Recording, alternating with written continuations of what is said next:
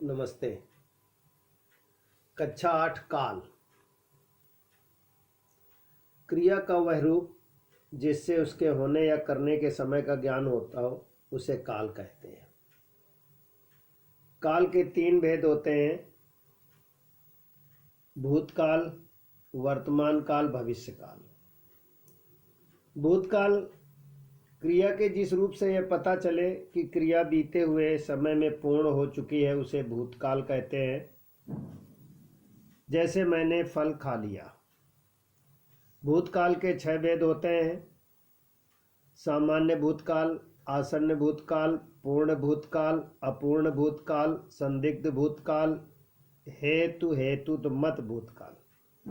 पुनः एक बार फिर से भूतकाल के 6 भेद होते हैं। भूतकाल के 6 भेद होते हैं: सामान्य भूतकाल, आसन्न भूतकाल, पूर्ण भूतकाल, अपूर्ण भूतकाल, संदिग्ध भूतकाल, हेतुमत भूतकाल। सामान्य भूतकाल क्रिया का जो रूप सामान्यतः किसी कार्य का बीते हुए समय में होना बताता है उसे सामान्य भूतकाल कहते हैं। जैसे निकिता विद्यालय गई, फल वाले ने फल बेचे। आसन्न भूतकाल क्रिया के जिस रूप से किसी कार्य के अभी अभी समाप्त होने का बोध हो उसे आसन्न भूतकाल कहते हैं। जैसे संजना ने पाठ पढ़ा, अर्पित ने पत्थर फेंका।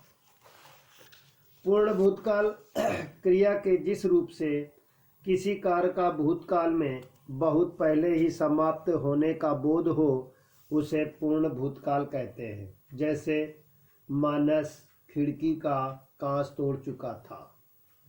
अपूर्ण भूतकाल जब कोई क्रिया भूतकाल में आरंभ हो गई हो किंतु उसकी समाप्ति के विषय में कोई सूचना ना मिले उसे अपूर्ण भूतकाल कहते हैं। जैसे बगीचे में चिड़िया चहक रही थी। संदिग्ध भूतकाल क्रिया के जिस रूप से किसी कार्य के भूतकाल में होने में संदेह हो उसे संदिग्ध भूतकाल कहते हैं। जैसे उसे मेरा संदेश मिल गया होगा। हेतुमत भूतकाल क्रिया के जिस रूप से किसी कार्य का भूतकाल में दूसरी क्रिया पर निर्भर होने का बोध हो उसे हेतुमत भूतकाल कहते हैं। जैसे यदि समय पर वर्षा होती तो इस बार फसल की कमी नहीं होती। यदि शिखा परिश्रम करती तो उसे परीक्षा में अच्छे अंक प्राप्त होते।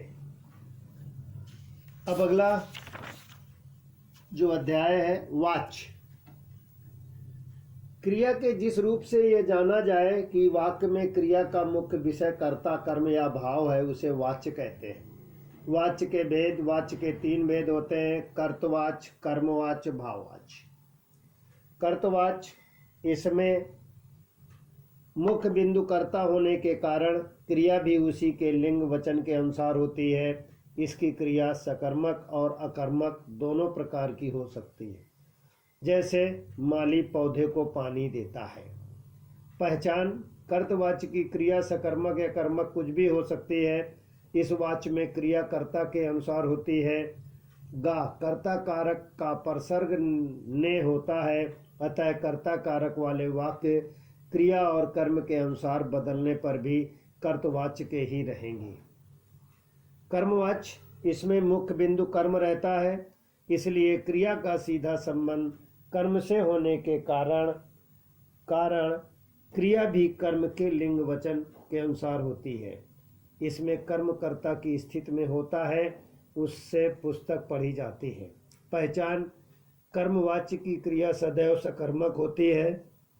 कर्ता के साथ के द्वारा अथवा से चिन्ह का प्रयोग किया जाता है। कर्म की प्रधानता होने से क्रिया कर्म के अनुसार होती है। मुख्य क्रिया के साथ जाना धातु का प्रयोग सहायक क्रिया के रूप में किया जाता है।